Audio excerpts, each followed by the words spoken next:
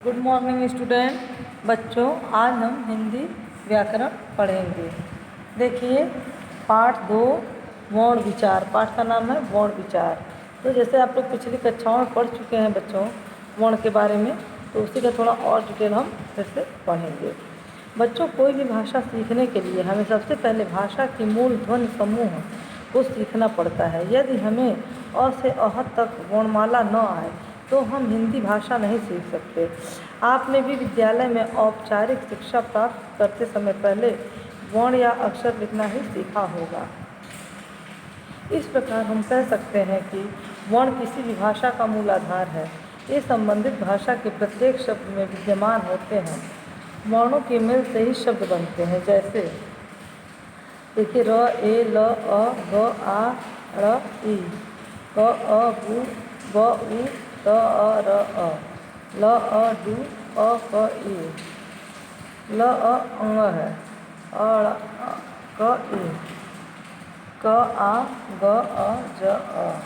तो देखिए, ये रेलगाड़ी है, कबूतर, लड़की, कागज।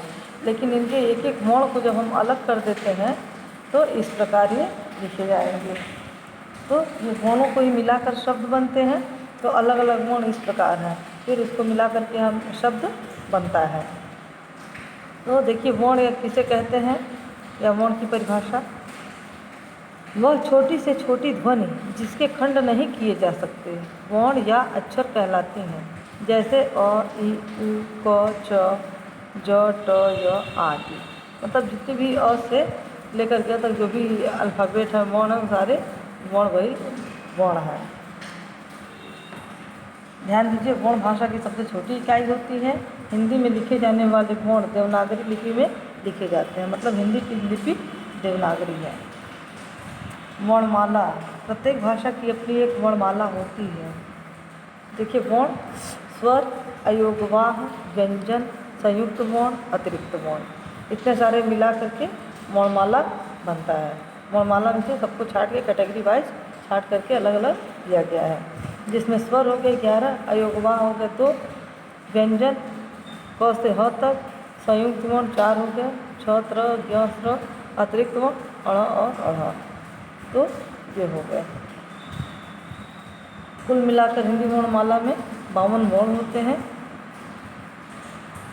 अब देखिए, वर्णों के भेद। उच्चारण के प्रयोग के आधार पर वर्ण 2 प्रकार के होते हैं, स्वर, व्यंजन। स्वर के बारे में पढ़िए, अभी देखते हैं।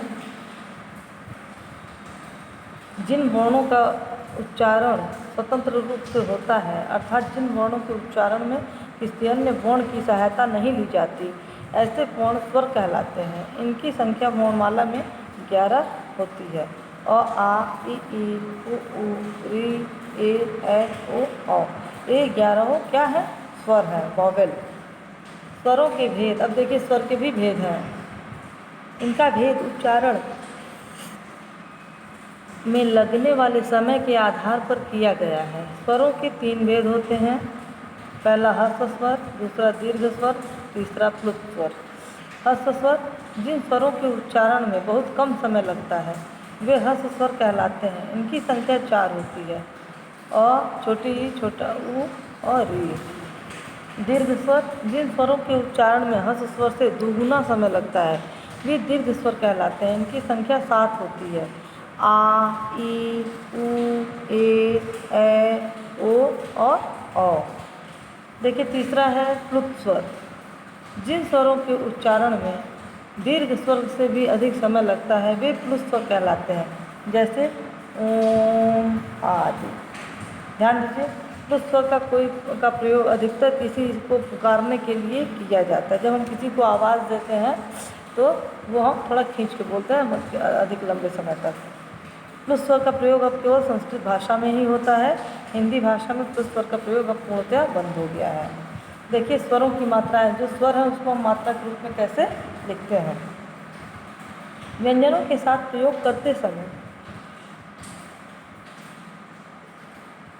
स्वरों का प्रयोग उसी रूप में नहीं किया जाता, बल्कि उनके चिन्हों का प्रयोग किया जाता है। ये चिन्ह ही मात्रा कहलाते हैं। अ को छोड़कर सभी स्वरों की मात्रा चिन्ह होते हैं, क्योंकि अ स्वर तो प्रत्येक व्यंजन में पहले से ही जुड़ा होता है।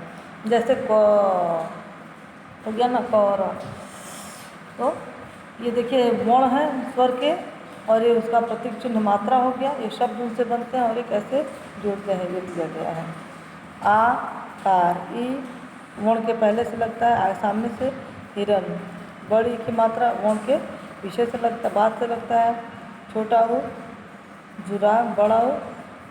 तो ध्यान से देखिए, आप लोग मात्रा लगा चुके हैं, सीख चुके हैं मात्रा के बारे में, एक बार दोहरा दिया जाए। री कृषक, ए सेब, ए पैसा, ओ मोर और सौरभ। देखिए अयोगवाह के बारे में।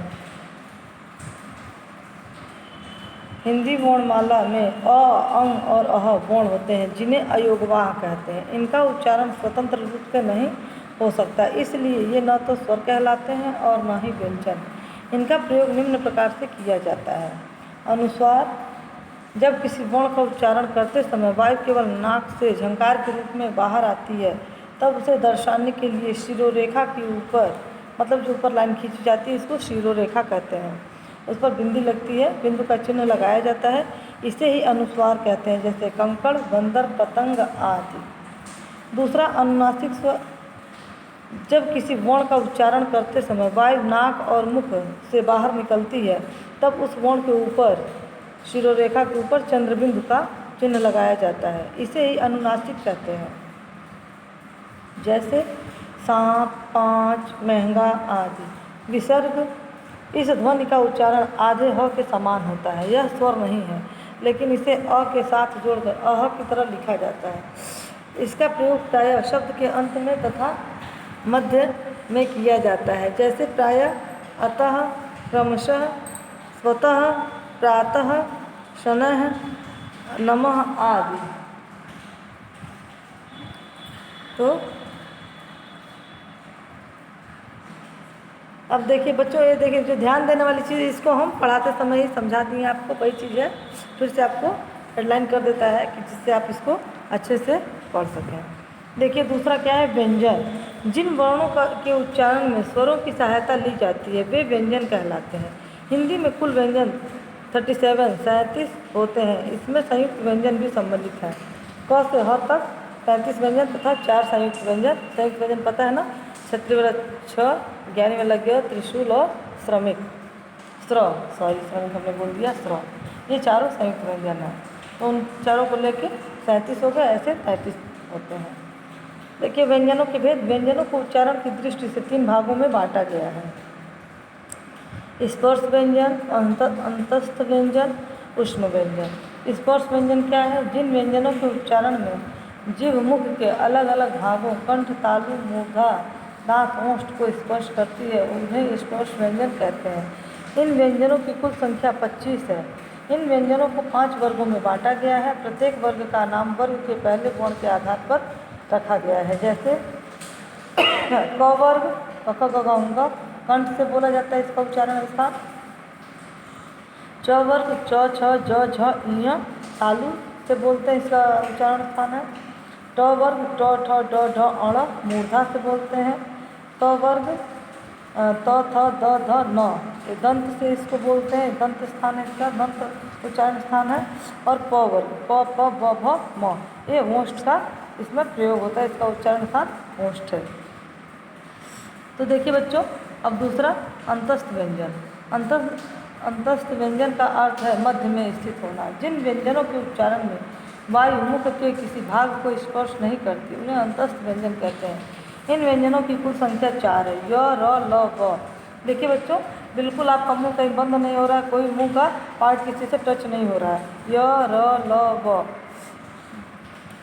तीसरा ऊष्म व्यंजन। ऊष्म शब्द का अर्थ है गर्म। जिन व्यंजनों के उच्चारण में वायु मुख के विभिन्न भाग से टकराकर ऊष्मा मतलब गर्मी के रूप में बाहर निकलती है, उन्हें ऊष्म व्यंजन कहते हैं। ये संख्या भी 4 होते हैं। श, स, ह। संयुक्त व्यंजन, एक से अधिक व्यंजनों के मेल से बने संयुक्त व्यंजन कहलाते हैं। मुख्य रूप से संयुक्त व्यंजन 4 प्रकार के होते हैं। क और श्र मिलाकर 6, त और र मिलाकर त्र, ज और य मिलाकर ज्ञ, और श और र मिलाकर स्र। छम, क्षति, त्रिभुज, त्रिकोण, ज्ञानी, यज्ञ, श्रमिक, श्रवण। अब देखिए द्वित व्यंजन, ध्यान से देखिएगा, थोड़ा थोड़ा बहुत माइनर अंतर है, नहीं तो इसी में कन्फ्यूज हो जाएगा इंसान पूछने पर।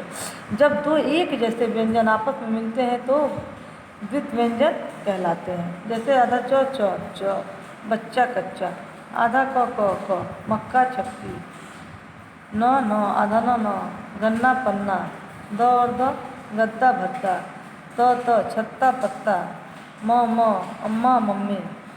अतिरिक्त व्यंजन अड़ा और अढ़ा के उच्चारण में वायु जीभ से टकरा कर वापस आती है और बाहर निकलती है, इसलिए इन्हें अतिरिक्त व्यंजन कहते हैं। गाड़ी तगड़ी रबड़ी छकड़ी आदि, चढ़ना पढ़ना सीढ़ी चढ़ाई आदि। संयुक्ताक्षर स्वर रहित व्यंजन का अन्य स्वर सहित व्यंजन के मेल से बना वर्ण संयुक्ताक्षर कहलाता है। द और य मिलाकर द्य हो गया विद्या विद्यालय, द और ध मिलाकर ध हो गया बुद्ध शुद्ध, न और य मिलाकर न्य हो गया न्याय मान्य, द और व मिलाकर द्व हो गया द्वार द्वारा, क और त मिलाकर रथ हो गया भक्त रक्त, त और य मिलाकर त्य हो गया सत्य नृत्य। वर्ण संयोग, वर्णों के आपस में मेल को वर्ण संयोग कहते हैं। वर्ण संयोग दो प्रकार के होते हैं, व्यंजन का स्वर से संयोग, व्यंजन का व्यंजन से संयोग। देखिए चार्ट भी बनाकर समझाया गया है, स्वर प्लस व्यंजन, व्यंजन प्लस व्यंजन, ठीक है। तो पहला देखिए व्यंजन का स्वर से संयोग। आप जान चुके हैं कि स्वरों की सहायता के बिना व्यंजनों का उच्चारण नहीं हो सकता। जब किसी व्यंजन में स्वर नहीं होता तो उसके नीचे हलंत ये ऐसे थोड़ा सा लगा दिया जाता है, लगा देते हैं, जैसे क धन अ क, च आ चा, ल ई ली। दूसरा व्यंजन का व्यंजन से संयोग। व्यंजन से व्यंजन मिलाने के कुछ नियम इस प्रकार है। कुछ व्यंजनों के अंत की पाई हटाकर त य त्य सत्य, च छ छ गुच्छा, ख त तख्ती, थ य थ्य पथ्य। दूसरा कुछ व्यंजनों के नीचे हलंत लगाकर ट ठ चिट्ठी, ट ट मिट्टी, ड ढ गड्डी, ड ढ गड्ढा। कुछ व्यंजनों की घुंटी हटाकर देखिए क ख मक्खी, फ त दफ्तर, क त वक्त और फ ल फ्लैग। तो ये व्यंजन से व्यंजन और स्वर से व्यंजन का संयोग दिखाया है। अब र का प्रयोग देखिए, र सबसे अधिक त्रुटि र के संयोग में देखने को मिलती है, अतः इस पर ध्यान देने की बहुत आवश्यकता होती है। इसके संयोग के भी कुछ नियम हैं, आइए इनके बारे में भी जानें। तो देखिए, जब र अपने अगले वर्ण पर लगते हैं, तर्क पर्स, शर्म बर्फ। अब देखिए र से पूर्व कोई स्वर रहित व्यंजन होता है तो तर त्रय हो गया प्रमोद त्रय और क्रम वज्र। जब र से पहले कोई व्यंजन होता है तब इस तरह लगते हैं। अब ट और ड के साथ र का प्रयोग कैसे होता है? ट र ट्र, ट्राम ट्रेन, ड र ड्रग्स ड्राइवर। श तथा श के साथ र का प्रयोग, स के साथ र का श्र हो गया श्रमिक, श के र के साथ श्रम, और छोटा ल स और र स्रोत और सहस्त्र। ये हो गया र का प्रयोग। र का चार प्रकार से, 1 2 3 4 तरह से प्रयोग हुआ है। फिर इसके बाद देखते हैं हम वर्ण विच्छेद। शब्दों में प्रयोग किए गए वर्णों को अलग अलग करके लिखना वर्ण विच्छेद कहलाता है। देखिए आइए जानते हैं कुछ उदाहरण। कमल, देखिए इसमें जो व्यंजन के साथ स्वर लगा होता है या मात्रा के रूप में जो स्वर प्रयोग होता है उनको अलग करते हैं, उनको वर्ण के रूप में लिखते हैं और एक एक का अलग अलग लिख देते हैं, तो ये वर्ण विच्छेद कहलाता है। अब देखिए कमल, क से अ, फिर म अ ल अ।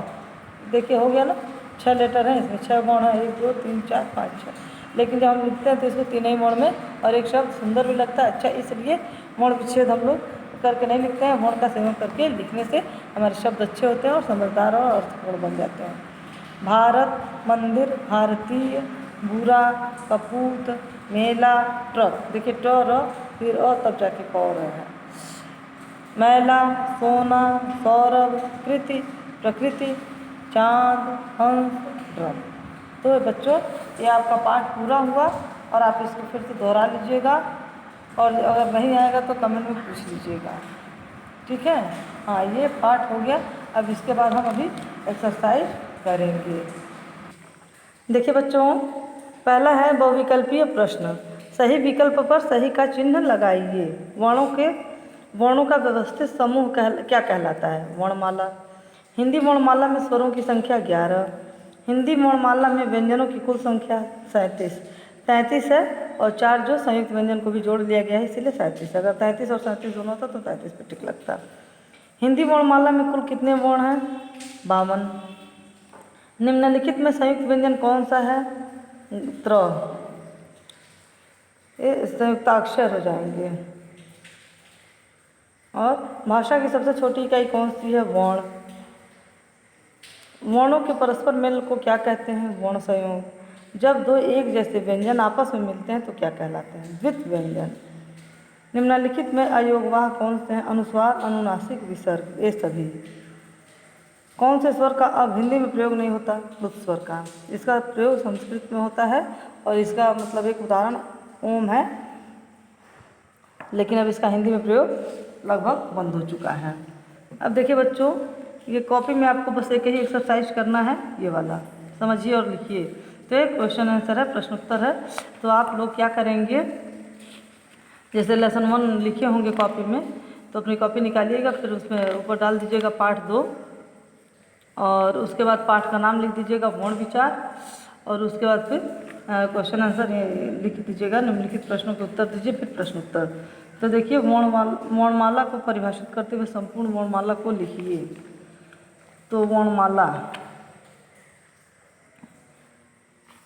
यहीं लगा है। वर्णों का व्यवस्थित समूह वर्णमाला कहलाता है, आंसर हो जाएगा। और क से ज्ञ तक लिख दीजिएगा आप लोग पूरा, और आ ई उ ऐसे करके पूरी वर्णमाला लिख दीजिएगा। ये हो जाएगा पहला क्वेश्चन। दूसरा, स्वर से क्या आशय है, या स्वर की परिभाषा।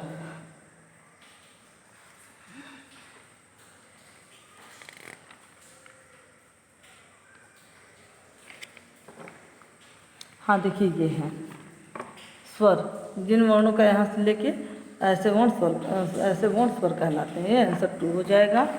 अब क्वेश्चन नंबर 3, स्वर के भेदों को उदाहरण से समझाइए। स्वर के भेद 1 2 3, तीनों की परिभाषा हो जा रही है, और तीनों के उदाहरण हो जा रहे हैं। ठीक है, तो ये तीनों इतना लिख दीजिएगा। फिर चौथा क्वेश्चन देखिए, अयोगवाह से आप क्या समझते हैं? अयोगवाह ये है, यहाँ से लेके यहाँ तक चौथा लिख दीजिएगा। अयोगवाह हो जाएगा। पांचवा, उष्ण व्यंजन और अंतस्थ व्यंजन में अंतर स्पष्ट कीजिए। तो बच्चों देखिए, ये प्रश्न उतारने के बाद उत्तर लिखिएगा, फिर लिखिएगा ब्लैक पेन से उष्ण व्यंजन और अंतस्थ व्यंजन में अंतर तक लिखने के बाद दोनों का ये आंसर 5 ये हो जाएगी। ये दोनों यहाँ से यहाँ तक ये हो जाएगा, और यहाँ से यहाँ तक ये हो जाएगा। तो मन करेगा तो लाइन खींच करके अंतस्थ व्यंजन उष्ण व्यंजन लिख दीजिएगा, और नहीं ऐसे हेडिंग डाल के लिख दीजिएगा, क्योंकि यहाँ उत्तर में तो आप ये हेडिंग डाल ही देंगे इतना। फिर देखिए छठा, वर्ण संयोग से क्या आशय है? वर्ण संयोग, देखिए वर्णों के आपस में मेल को वर्ण संयोग कहते हैं। बस इतना आंसर हो जाएगा। और एक इसका उदाहरण दे दीजिएगा, क के नीचे हलंत और धन और उसके बाद बराबर क लिख दीजिएगा, एक उदाहरण हो जाएगा, या एक शब्द लिख दीजिएगा। संयुक्ताक्षर तथा संयुक्त व्यंजन को उदाहरण सहित परिभाषित कीजिए। संयुक्ताक्षर और संयुक्त व्यंजन, देखिए संयुक्त व्यंजन ये हो जाएगा, हेडिंग डाल दीजिएगा संयुक्त व्यंजन, उसके बाद पूरी परिभाषा लिख दीजिएगा, और उदाहरण, ये चारों उदाहरण दे दीजिएगा इसका। और संयुक्ताक्षर का देखिए, उसके बाद फिर हेडिंग डालिएगा संयुक्ताक्षर, तब उसके बाद यहाँ से लिखकर एक उदाहरण दे दीजिएगा, तो संयुक्ताक्षर हो जाएगा। तो ये आपका ये क्वेश्चन भी पूरा हो जाएगा। फिर देखिए क्वेश्चन नंबर 1, वर्ण विच्छेद से आप क्या समझते हैं? ये है क्वेश्चन नंबर 1 का आंसर, 8वां, यहाँ से यहाँ तक हो गया। और एक उदाहरण दे दीजिएगा, मन करेगा, नहीं तो रहने दीजिएगा, खाली वही लिख दीजिएगा। व्यंजनों के भेदों का स्पष्टीकरण कीजिए। अब व्यंजन के भेद ये है, आंसर 9, इसका स्पष्टीकरण यही है। अभी तो इतना आप लिखे ही हैं जी, तो इसको बहुत छोटे में ही लिख लीजिए, और स्पर्श व्यंजन तो बहुत बड़ा हो जाएगा, यहाँ तक लगवा लीजिए। चलिए यहाँ से लेके और यहाँ तक ये फिर नवा क्वेश्चन पूरा लिख लीजिएगा यहाँ पे। आंसर 9 ये है ना, ये तीनों लिख के फिर तीनों का पूरा डिटेल दे दीजिएगा, ये हो जाएगा। फिर 10वां, विद्यालय शब्द में कितने वर्ण हैं? विद्यालय शब्द में 9 वर्ण हैं और फिर विद्यालय करके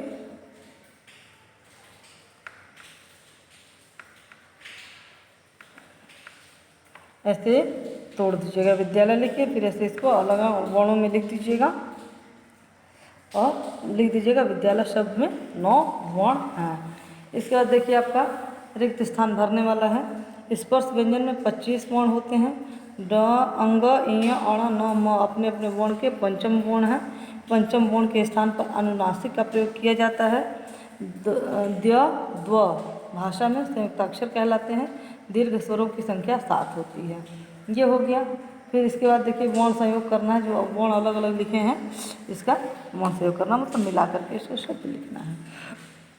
प्रकृति, ट्रक, कपूर, भारत, मंदिर, कमल। और इसमें अयोगवाह मतलब बिंदी जो लगता है चिन्ह उसी का प्रयोग करना है। कंगन, प्रातः, सारे खाली अयोगवाह, चंद्र बिंदु का, बिंदु का और जो अह की तरफ बोला जाता है, तीनों का ही प्रयोग करके शब्द लिखने हैं। कंगन, प्रातः, कांच, गांव, अंततः, संगीत, ऊंट, सुंदर, प्रायः। अब देखिए वर्ण विच्छेद करना है। स हलंत लग जाएगा, उ, फिर प के नीचे हलंत, फिर आ, फिर र के नीचे हलंत, फिर बड़ी।